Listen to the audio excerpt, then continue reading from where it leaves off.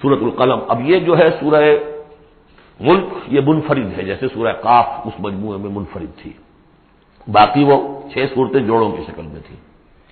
یہاں یہ کہ 3 سب گروپس آئیں گے، ایک منفرد 2 جوڑے. اب یہ جوڑے والی شکل ہے سورۃ القلم، اور پھر دوسری سورۃ الحاقہ. حاقہ میں آپ دیکھیں گے کہ انباء الرسل والی بات زیادہ نمایاں ہوگی، اور اس میں اس طرح کی کوئی بات نہیں. لیکن یہ سورہ نون اس اعتبار سے بہت اہم ہے کہ ابتدائی دعوت کا انداز جو محمد الرسول اللہ کا وہ اس میں آیا ہے. اور ایک خیال یہ بھی رکھیے کہ اس کی پہلی 7 آیات کے بارے میں یہ خیال ہے بہت سے حضرات کا، جن میں میں بھی شامل ہوں، میں ان سے متفق ہوں، کہ یہ دوسری وحی ہے جو حضور پر ہوئی ہے. اس لیے کہ جو پہلا جب آپ نے آ کے بتایا مجھ پر وحی آئی ہے، فرشتہ آیا تھا، تو پہلا تاثر جو لوگوں کا تھا وہ یہی تھا کہ معلوم ہوتا کوئی دماغی توازن ٹھیک نہیں رہا. یہاں کہیں کوئی جن آ گیا ہے، آصف آ گیا. وہ جنات سے واقف تھے، فرشتوں سے واقف ہی نہیں تھے. تو کوئی جن ہے، کوئی بدرو ہے، وہ آ کر ان پر سوار ہو گئی. اچھے بھلے آدمی تھے. تو ایک ہمدردانہ انداز میں بھی کہا گیا، اور جو لوگ مخالفین تھے، ہر شخص کے ہوتے ہیں، انہوں نے اس کو ایک دوسرے انداز میں بھی بیان کیا. اس کا حضور پر فوری طور پر جو ہے، دیکھیے ابتدائی طور پر جب تجربہ ہوتا ہے تو اس کا صدمہ بہت شدید ہوتا ہے. یہی جو کل تک میرے قدموں میں اپنی نگاہیں بچھا رہے تھے، آج مجھے دیوانہ کہہ رہے، یہی لوگ، میں تو ان کی آنکھوں کا تارا تھا. تو صدمہ بھی شدید تھا. اس صدمے میں یہ آیتیں اتری ہیں حضور کی دلجوئی کے لیے. بسم اللہ الرحمن الرحیم، نون والقلم وما یسطرون. یہ آخری اور تیسری صورت ہے جو ایک حرف سے شروع ہوئی ہے، نون سے. سورہ قاف، سورہ صاد ہم پڑھ چکے ہیں. قسم ہے قلم کی اور جو کچھ یہ لکھتے ہیں، یعنی جو بھی انسان کا علمی ذخیرہ آج تک کا ہے وہ اس پر گواہ ہے. کس پر؟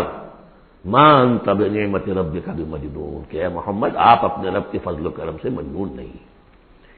بھلا مجنون ایسے ہوتے جنہوں نے کہا جھک ماری، جنہوں نے کہا حماقت کا ثبوت دیا. ایسی پاک و صاف زندگی، ایسی طہارت والی زندگی، پاکیزگی والی زندگی، ایسے بلند اخلاق.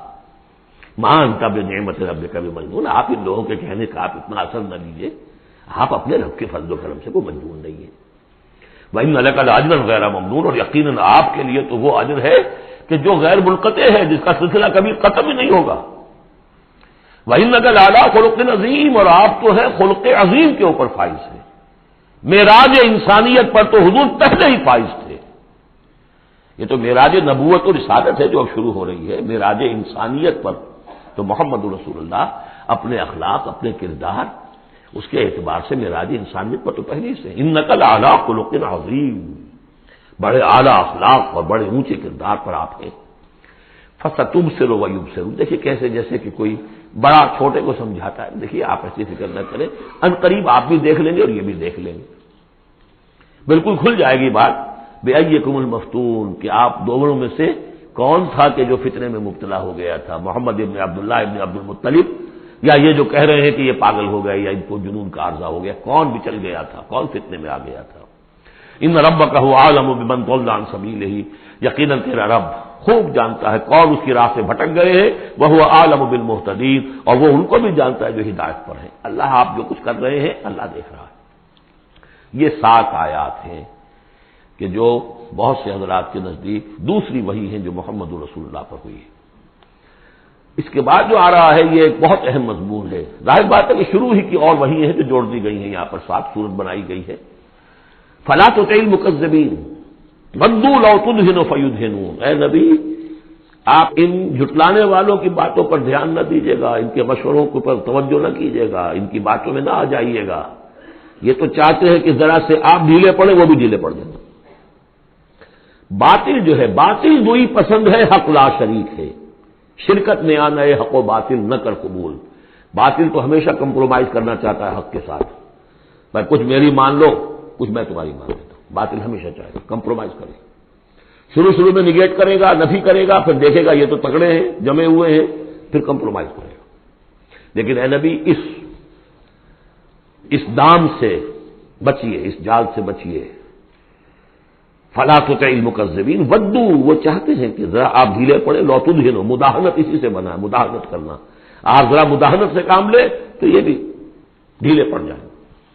وَلَا تُطِعْ كُلَّ حَلَّافٍ مَّهِينٍ، اب یہ خاص طور پر بعض یوں سمجھیے لوگ تھے، ولید بن مغیرہ بھی، اس کی قبیل کے کچھ اور لوگ بھی تھے، ہم یہ نہیں کہہ سکتے کہ یہ پرٹیکولرلی کس کے بارے میں ہے، زیادہ خیال ولید بن مغیرہ کے بارے میں ہے، اور یہ بڑے سخت الفاظ اب آ رہے ہیں، وَلَا تُطِعْ كُلَّ حَلَّافٍ مَّهِينٍ، مت مانیے اس کی بات جو بہت قسمیں کھانے والا ہے لیکن بہت ہی گھٹیا آدمی ہے، مہین۔ جو آدمی گھٹیا ہوتا ہے وہ در حقیقت جو اپنی بات میں بدل پیدا کرتا ہے، اپنی شخصیت کا جو ہلکا پن ہے اس کو کمپنسیٹ کرتا ہے قسمیں کھا کھا کے۔ کل حلاف مہین، جو بہت قسمیں کھا کھا کر آپ کو اپنے خلوص کی اور اخلاص کی اور خیر خواہی کا یقین دلاتا ہے، لیکن وہ خود نہایت بے قدر انسان ہے۔ حماز مشاء بنمیم، رو در رو تانے بھی دیتا ہے اور چغلیاں کھاتا پھرتا ہے، چلتا رہتا ہے چغلیوں کے ساتھ۔ مناع للخیر معتد اثیم، خیر سے روکنے والا ہے، خود حد سے بڑھنے والا ہے، گناہ گار ہے۔ عتل بعد ذلک زنیم، اجڑ ہے، گوار ہے، اور یہ کہ اس کے بعد بدنام بھی ہے۔ یہ بھی تھا لوگوں کے اندر مشہور کہ وہ ولد الزنا ہے۔ ان کان ذا مال و بنین، صرف اس گھمنڈ کی بنیاد پر کہ ہم نے اسے مال بھی دے رکھا ہے، مالدار ہے اور بیٹوں والا ہے۔ بیٹے تو کیسے کیسے اللہ نے دیے تھے، خالد بن ولید اسی کا بیٹا ہے نا، سیف من سیوف اللہ، ولید بن مغیرہ۔ ان کان ذا مال و بنین اذا تتلی علیہ آیاتنا قال اساطیر الاولین، جب اسے ہماری آیات پڑھ کے سنائی جاتی ہے کہتا ہے یہ تو سب پرانی باتیں چلی آ رہی ہیں، ڈھکوسلے ہیں، یہ انہی کے قصے ہیں، پرانی نقلیں ہیں ان کی۔ سنسبہ علی الخرطوم، ہم اس کی سونڈ پر مہر لگائیں گے۔ ناک کوئی بہت بڑی ہوگی اس کی نمایاں، پھکنا سی ہوگی تو وہ سونڈ کا کہا گیا ہے۔ سنسبہ علی الخرطوم انا بلوناہم، اب یہ بڑی پیاری ایک تمثیل آ رہی ہے، تمثیل ہے یا واقعہ ہے۔ ایمان بالآخرہ کے لیے یہ بہت سہل، بہت عمدہ، بہت سلیس اور بہت عام فہم تمثیل ہے۔ انا بلوناہم کما بلونا اصحاب الجنہ، ہم نے انہیں آزمایا ہے، آپ پڑھ چکے ہیں نا، خلق الموت والحیات لیبلوکم ایکم احسن عملا۔ تو طرح طرح کے امتحان ہوتے ہیں، کسی کو غربت کا امتحان ہے، کسی کو دولت مندی کا امتحان ہے۔ ہم نے انہیں آزمایا جیسے کہ اصحاب الجنہ ایک باغ والوں کو آزمایا تھا۔ اذا اقسموا لیصرموا النہار مصبحین، جبکہ انہوں نے قسم کھائی کہ صبح صبح ہم اس کا پھل اتار لیں گے۔ باغ تیار ہے، آموں کا باغ ہے یا جو بھی باغ ہے، بالکل فصل تیار ہے، بس اب دیر نہیں کرنی ہے، صبح صبح جائیں گے۔ ولا یستثنون، انہوں نے انشاءاللہ نہیں کہا، پکا ارادہ کر لیا، بس جائیں گے، ایک باغ ہے ہمارا، بہرا رہا ہے، پھلوں سے لدا ہوا ہے، ہم نے سارا سامان کر لیا، رسیاں وسیاں سیڑھیاں ویڑیاں جو چاہیے سب فراہم کر لیا، اور صبح صبح جائیں گے۔ اب ظاہر بات ہے کہ پھر جو غفلت کی وجہ سے ان کے کردار کا ایک نقشہ ہے وہ کیا ہے، فطاف علیہا طائف من ربک وہم نائمون، ابھی وہ سوئے ہوئے ہی تھے کہ اس باغ کے اوپر تیرے رب کی طرف سے ایک پھرنے والا پھر گیا، کوئی بگولا آ گیا، ہوا کا کوئی آ گیا جس میں آگ تھی، فاحترقت، یہ ہم سورہ بقرہ میں پڑھ چکے ہیں، وہ سب جل کر راکھ ہو گیا۔ لیکن وہاں سب کچھ ہو چکا، انہیں پتہ نہیں، یہ اپنے گھروں سے چل رہے ہیں صبح ہی صبح۔ یہ ہے انسان کا معاملہ کہ کٹ چکا ہوتا ہے، پتا چاک ہو چکا ہوتا ہے، وہ اکڑ رہا ہوتا ہے۔ ابھی جسم کے اندر کینسر نے جڑیں جما لی ہیں اور اس کی کمر ابھی بھی اکڑی، وہ تو پتہ ہی نہیں کہ کینسر جو ہے جڑیں جما چکا ہے، وہ تو ابھی کبھی ڈائگنوز ہوگا تو کہیں گے کہ ارے یہ تو سب کا پورا جسم میں پھیل چکا ہے۔ یہ غفلت رہتی ہے انسان میں۔ وہاں باغ اجڑ چکا، ان کا حال کیا ہے، فاصبحت کالصریم، وہ باغ تو ایسا ہو گیا جیسے پھل ور اتر ہی گیا اس کا۔ فتنادوا مصبحین، اب صبح صبح انہوں نے ایک دوسرے کو آوازیں دی، پکارا، اغدوا علی حرثکم ان کنتم صارمین، ذرا جلدی سویرے چلو اپنے اس کھیت پر یا اپنے اس باغ پر اگر تم واقعتاً پھل توڑنا چاہتے ہو۔ فانطلقوا وهم يتخافتون، اب وہ چلے اور آپس میں چپکے چپکے یہ باتیں کر رہے تھے، اللہ يدخلنها اليوم علیکم مسکین، دیکھو آج کوئی مسکین قریب نہ آنے پائے۔ یہ کون ہوتے بدماش؟ محنت ہم نے کی، باغ کی حفاظت ہم نے کی، ہم نے یہاں پر سارے پاپڑ بیلے، اور یہ آ جاتے ہیں کہ صاحب ہمارا بھی کوئی کچھ ہمیں بھی دیجیے، ہمیں بھی دیجیے۔ یہ ہے ان کا کردار کی پستی کا معاملہ۔ جب آخرت سے دور ہوں گے تو یہ کردار کی پستی آ جائے گی۔ شاید الگ صبح اسی لیے گئے کسی کو پتہ ہی نہ چلے۔ لا يدخلن اليوم علیکم مسکین، کوئی مسکین داخل نہ ہونے پائے۔ وغدوا علی حرد قادرین، یہ ہے تصویر لفظی، چلے بڑے کرتے ہوئے گویا کہ پوری طرح قادر ہیں، بس اب جائیں گے اور پھل اتار کے لے آئیں گے لپکتے ہوئے۔ فلما رأوها قالوا انا لضالون، جب دیکھا باغ کو کہے ہم تو کوئی بھٹک کر آ گئے، کوئی راستہ بھول گئے، کہاں آ گئے، یہ باغ تو ہمارا نہیں ہے، بل نحن محرومون، نہیں باغ تو وہی ہے، ہم محروم ہو گئے۔ قال اوسطهم الم اقل لكم لولا تسبحون، ان کے درمیانی کوئی ان میں سے تھا، کوئی نیک بھی ہوگا جس نے کہا دیکھو میں تم سے کہا نہیں کرتا تھا، تم اپنے رب کی تسبیح کیوں نہیں کرتے، اسے یاد کیوں نہیں کرتے، اس کا حق کیوں نہیں ادا کرتے؟ قالوا سبحان ربنا انا كنا ظالمین، ان کا واقعی آپ صحیح کہہ رہے ہیں، ہمارا رب پاک ہے، واقعی ہم ہی ظالم تھے۔ فاقبل بعضهم على بعض يتلاونون، اب وہ ایک دوسرے کو ملامت کرنے لگے، تم نے اصل میں ہمیں زیادہ غافل کیا، تم نے وہ روش اختیار کر لی تھی جسے ہم اور دور چلے گئے اللہ سے اور آخرت کی یاد سے۔ قالوا یا ویلنا انا كنا طاغین، آخر کہا ہائے ہماری شامت، ہم تو واقعتاً سب کے سبھی اپنے حدود سے تجاوز کرنے والے تھے۔ عسى ربنا ان يبدلنا خيرا منها، امید ہے ہمارا رب اس سے بہتر ہمیں دے دے گا، اگلے سال پھر جو فصل آئے گی ہم باغ کے اوپر محنت کریں گے وہ دے دے گا۔ انا الى ربنا راغبون، اب ہم پورے، اب دیکھیں رغبہ الى ربنا راغبون، ہم راغب ہیں اپنے رب کی طرف، اب ہم توجہ کرتے ہیں، توبہ کرتے ہیں پوری طریقے سے، اب جو سارے حقوق اللہ کو ادا کریں گے۔ عسى ربنا ان يبدلنا خيرا منها انا الى ربنا راغبون، الہ کے ساتھ رغبت یہ ہے وَمَنْ يَرْغَبُ عَنْ مِلَّةِ إِبْرَاهِيمَ إِلَّا مَنْ سَفِهَ نَفْسَهُ، یہ ہم پہلے پارے میں پڑھائے تھے، لفظ ایک ہے رغبت، الہ کے معنی کچھ اور ہے اور ان کے معنی کچھ اور ہو جائے گا، بالکل برعکس۔ اب جو اصل جملہ آیا ہے یہ ہے جسے ہم جب کہانیاں پڑھتے تھے کہ یہ کہانی ہے، this is the moral lesson of this story. Moral lesson کیا ہے؟ كَذَلِكَ الْعَذَابُ وَلَعَذَابُ الْآخِرَةِ أَكْبَرُ لَوْ كَانُوا يَعْلَمُونَ، اس طرح آتا ہے عذاب، اور یہ تو بڑا چھوٹا سا عذاب ہے، دنیا میں محنتیں ضائع ہو گئی ایک سال کی، اگلے سال توقع ہے کہ شاید دوبارہ توبہ کر لو، رجوع کر لو اور اللہ کا بھی حق ادا کرو، اللہ پوری تمہیں فصل دے دے۔ آخرت کے عذاب وہ ہے بہت بڑا، ایک دفعہ جب آنکھ کھلی گل کی تو موسم تھا خزاں کا، اور پھر واپس لوٹنے کا کوئی امکان نہیں، پھر توبہ کی کوئی شکل نہیں۔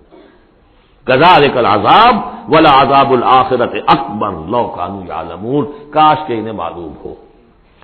ان للمتقین عند ربهم جنات النعیم، اس کے برعکس جو اب متقی بندے ہیں ان کے لیے ان کے رب کے پاس نعمت والے باغات ہیں۔ افنجعل المسلمین کالمجرمین، کیا ہم اپنے فرما برداروں کو مجرموں کے برابر کر دیں گے؟ یعنی اگر باس بادل موت نہیں ہے تو پھر تو مجرم اور مسلم برابر ہو گئے۔ ایک نظم شاید آپ نے بھی پڑھی ہو، ڈیتھ دی لیولر، موت تو آ کر سب کو برابر کر دیتی ہے، چاہے کوئی محل میں رہتا تھا بہت اور وہ بڑے گدیلے نرم مخملی اور خواہ کوئی چٹائی کے اوپر یا ننگی زمین کے اوپر کہیں سوتا تھا اینٹ اپنے سر کے نیچے رکھ کر، موت کے بعد تو سب کا ایک ہی حشر ہے، ڈیتھ دی لیولر۔ لیکن ڈیتھ دی لیولر اگر اخلاقی لیول پر بھی ہو تو بڑا ظلم ہے۔ افنجعل المسلمین کالمجرمین ما لکم کیف تحکمون، تمہیں کیا ہو گیا، تمہاری بت ماری گئی ہے، کیسا حکم دے رہے ہو، کیسی رائے بنا رہے ہو؟ دنیا میں کوئی حکومت ہوتی ہے جو اپنے باغیوں کو اور وفاداروں کو برابر رکھے؟ افنجعل المسلمین کالمجرمین ما لکم کیف تحکمون ام لکم کتاب فیہ تدرسون، کیا تمہارے پاس کوئی کتاب ہے جس میں تم نے پڑھا ہو کہ کوئی آخرت و آخرت نہیں ہے؟ ان لکم فیہ لما تخیرون، کہ تمہیں آخرت میں وہ سب کچھ مل جائے گا جو تم پسند کرو گے۔ ام لکم ایمان علینا بالغا، کیا تم نے ہم سے کوئی قسم لے رکھی ہے جو ہمارے اوپر پوری اترنے والی ہو الی یوم القیامہ، قیامت کے دن تک؟ ان لکم لما تحکمون، کہ تمہیں وہ سب کچھ مل جائے گا جو تم چاہو گے۔ سلہم ایہم بذالک زعیم، اے نبی ذرا ان سے پوچھئے کہ کون ہے کہ جو اس کی کا ذمہ لیتا ہو۔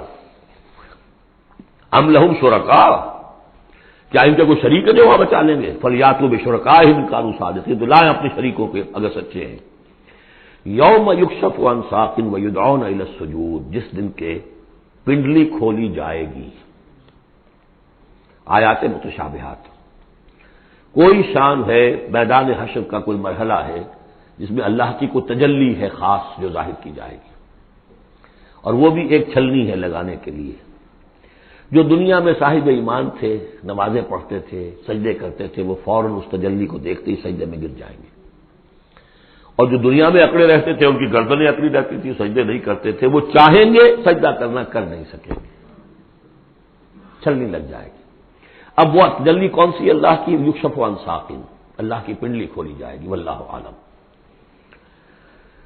وَيُدْعَوْنَ إِلَى السُّجُودِ، اور پکارا جائے گا سجدہ کرو اللہ کو، فَلَا يَسْتَطِيعُونَ، یہ سجدہ نہیں کر سکیں گے، خاشعۃ أَبْصَارُهُمْ، ان کی نگاہیں زمین میں گڑی رہ جائیں گی، ترہقہم ذلہ، ان کے چہروں پر سیاہی پھیل جائے گی، وَقَدْ كَانُوا يُدْعَوْنَ إِلَى السُّجُودِ وَهُمْ سَالِمُونَ، ان کو پکارا جاتا تھا سجدہ کرنے کے لیے اللہ کے سامنے، جبکہ یہ ثابت و سالم تھے، صحیح تھے، اس وقت یہ سجدہ نہیں کرتے تھے، آج کرنا چاہیں گے تو کرنے نہیں دیا جائے گا۔ فذرنی، اب یہ انداز دیکھ لی جو میں نے کہا تھا شروع کی صورتوں میں، تو اے نبی چھوڑیے مجھے، ومن یکذب بہذا الحدیث، جو اس قرآن کا اور جو آپ وہی پیش کر رہے ہیں جس کی تکذیب کر رہے ہیں، چھوڑیے مجھے اور ان کو، میں ان سے نبٹ لوں گا، ان کے بارے میں آپ زیادہ تشویش میں مبتلا نہ ہوں، ان کی باتوں سے زیادہ اثر نہ لیں، دلگیر نہ ہو، دل گرفتہ نہ ہو، رنجیدہ نہ ہو، ذرنی ومن یکذب بہذا الحدیث سنستدرجہم من حیث لا یعلمون، ہم انہیں سہج سہج رفتہ رفتہ لے آئیں گے جہاں سے کہ انہیں گمان بھی نہیں ہوگا۔ یہ کیا استدراج کہلاتا ہے، یہ علماء کی زبان میں، یہ چونکہ اصطلاحات میں گفتگو ہوتی ہے۔ مولانا حسین احمد مدنی رحمۃ اللہ علیہ نے قیام پاکستان کے بارے میں یہ الفاظ استعمال کیے تھے، ہو سکتا ہے یہ استدراج ہو۔ استدراج کیا ہوتا ہے کہ کوئی شخص غلط کار ہے، غلط راستے پر جا رہا ہے، اور کوئی اس کو اللہ تعالیٰ اور نواز دیتا ہے، وہ سمجھتا ہے میں تو بڑا کامیاب ہوں، پھر اور اپنی غلطی کے اندر بڑھتا چلا جا رہا ہے، بڑھتا چلا جا رہا ہے، بڑھتا چلا جا رہا ہے، پھر ایک ہی جھٹکا ہوتا ہے اور اللہ کام ختم کرتا ہے۔ استدراج ہے درجہ درجہ، درجہ بدرجہ، اور اس کی رسی ڈھیل دے کر، اور اسے دنیا میں کامیابیاں دے کر، تاکہ اور خوب سے باطن پورا ظاہر ہو جائے، اور وہ شدید سے شدید تر عذاب کا مستحق بن جائے، وہ استدراج ہے۔ ہم انہیں درجہ بدرجہ استدراج اس کے ذریعے سے لے آئیں گے، من حیث لا یعلمون، جس کا انہیں اندازہ بھی نہیں ہوگا، واملی لہم، اور میں ان کو ڈھیل دوں گا، مہلت دوں گا، ان کیدی متین، میری تجویز، میری چال بہت مضبوط ہے۔ جیسے میں نے بارہا مثال دی ہے کہ اگر مچھلی کے حلق میں کانٹا پھنس گیا تو اب وہ شکاری ڈھیل دے رہا ہے، جائے گی کہاں، کانٹا تو لگا ہوا ہے۔ اسی طریقے سے املی لہم ان قیدی متین، اس کو میں چونکہ کہہ بیٹھا ہوں اس کو تو میں زیادہ بیان کر دوں آپ سے کہ اصل میں 1946 میں مولانا مدنی رحمۃ اللہ علیہ چونکہ رمضان مبارک ہمیشہ کرتے تھے سلہٹ میں، سن 46 کے رمضان میں انہوں نے کہہ دیا تھا کہ ملأ اعلیٰ میں پاکستان کے قیام کا فیصلہ ہو چکا ہے، اس لیے کہ وہ ہم لیلۃ القدر کے اندر فیہا یفرق کل امر حکیم، تمام معاملات طے ہو جاتے، ایک سال پہلے طے ہو چکا ہے، اگلی سال کے لیلۃ القدر میں پاکستان قائم ہو گیا۔ لیکن ظاہر بات ہے کہ مولانا مدنی قیام پاکستان کے مخالف تھے، تو اب ان کے کچھ عقیدت مندوں نے کہا کہ اگر یہ بات ملأ اعلیٰ کا یہ فیصلہ اگر آپ پر منکشف ہو گیا ہے، کشف ہو گیا ہے آپ کو، تو ہم کیا کر رہے ہیں، ہم پھر مخالفت کیوں کر رہے ہیں؟ تو انہوں نے جواب میں یہ کہا تھا کہ یہ معاملہ ہے تکوینی، اللہ نے جو فیصلہ کیا کیوں کیا ہے یہ ہم نہیں جانتے، ہمیں دیکھنا ہے دنیا میں اپنے معاملات کو اپنی عقل سے کام لے کر، ان السمع والبصر والفؤاد کل اولئک کان عنہ مسئولا، ہمیں یہ دیکھنا ہے کہ مسلمانان ہند کے لیے کون سی تجویز بہتر ہے، صحیح تر ہے، اور ہمیں اس پر عمل کرنا ہے۔ تکوینی معاملہ ہو سکتا استدراج ہو کہ مسلمانوں میں سے کچھ لوگوں نے جو غلط روش اختیار کی ہے اللہ اور ڈھیل دے کر ان کے لیے کوئی بڑا عذاب لانے والا ہو، اور واقعہ یہ ہے کہ ایک بڑا عذاب ہم پر سن 71 میں آ گیا تھا، لیکن کچھ پتہ نہیں دوسرا عذاب افسر پر آیا کھڑا ہو، لیکن اس کا سبب میرے نزدیک قیام پاکستان نہیں ہے، بلکہ اس کے بعد کا جو ہم نے طرز عمل اختیار کیا وہ ہے۔ تو یہ استدراج کے حوالے سے میں نے یہ وضاحت کر دی۔ ام تسألهم اجرا فهم من مغرب مثقلون، یہ سورہ طور میں یہ آیتیں جو کہ تو آ چکی ہیں، اے نبی کیا آپ ان سے کوئی اجرت طلب کی ہے، آپ نے بل تو نہیں بہت بڑا دے دیا ان کو کہ میں نے اتنی تمہیں جو تبلیغ کی ہے تو یہ میرا بل ہے؟ ام تسألهم اجرا فهم من مغرب مثقلون، کہ اس کے تاوان تلے دبے جا رہے ہیں یہ، ام عندهم الغیب فهم یکتبون، یا ان کے پاس غیب کا علم ہے جسے یہ لکھ رہے ہوں، فاصبر لحکم ربک، اے نبی صبر کیجئے، اور یہاں صبر کے بعد لام ہے، لحکم ربک، انتظار کیجئے اپنے رب کے حکم کا۔